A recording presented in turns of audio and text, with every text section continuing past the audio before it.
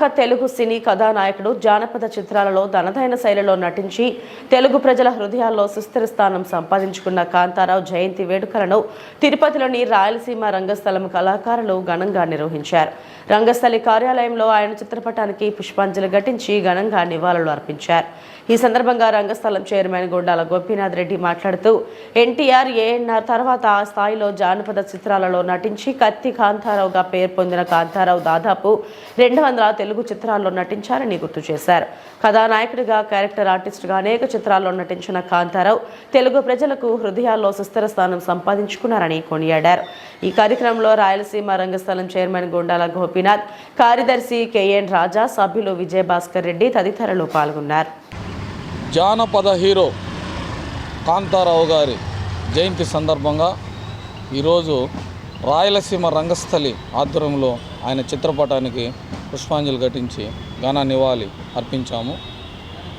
కాంతారావు గారు జానపద నటుడు, అలాగే సినిమాల్లో కూడా చలనచిత్రంలో ప్రవేశించి అనేక పాత్రలు చేసి కృష్ణుడు, నారదుడు అలాంటి పోషణలు నటించి అందరి మన్ననలు పొందారు. ముఖ్యంగా ఆయనను కత్తి కాంతారావు అనేవారు. దేనికంటే ఆయన నటించిన పౌరాణిక చిత్రాలలో కత్తి తిప్పేది, ఇవి మాలో కొంతమంది నటన చేస్తారు. ఆయన కత్తి విద్యలో నైపుణ్యం గలవాడు. ఆయన కత్తి తిప్పేదాన్ని చూసి ప్రేక్షక ఆదరణ ఎక్కువ లభించింది. ఆయన పేరు కాంతారావు అయినా కత్తి కాంతారావు అంటేనే ఎక్కువ పబ్లిష్ అయింది. అలాంటి మంచి నటుడి జయంతిని ఈరోజు జరుపుకొని ఆయన ఘన నివాళులు అర్పిస్తున్నాము. ఆయన మరణించినప్పటికీ ఆయన నటనలో అందరి హృదయాలలో చిరంజీవిగానే ఉన్నారు. ఈరోజు కత్తి కాంతారావు గారి జయంతి సందర్భంగా ఆయన ఘన నివాళులు అర్పిస్తున్నాం.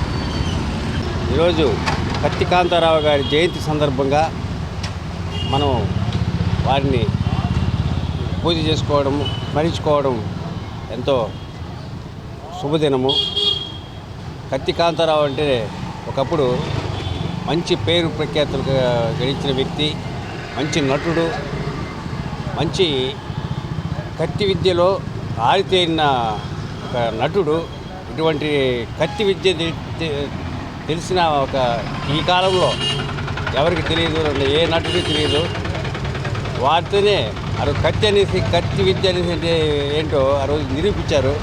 వారిని స్మరించుకోవడం ఈరోజు మా అందరి గోపీనాథ్ రెడ్డి గారి ద్వారా స్మరించుకోవడం మా అదృష్టంగా భావిస్తాం.